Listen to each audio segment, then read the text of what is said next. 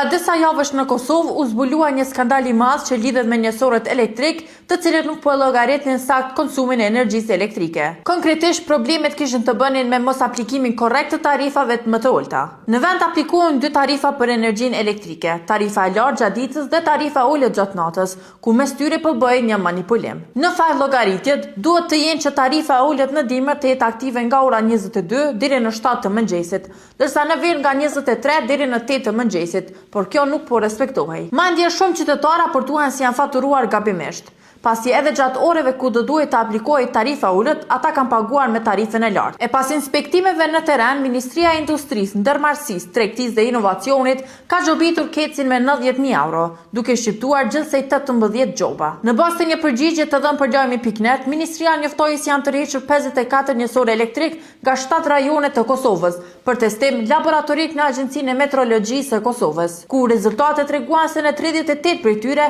kishte devijime kohore, ndërsa në 18 raste u konstatua se njësorëve u kishte skaduar afati i vlefshmërisë. Ndërkohë, me 3 prill, prokuroria themelore në Prishtinë njoftoi se ka autorizuar policinë për të nisur hetime lidhur me dyshimet për parregullsi në njësorët elektrik të KEC.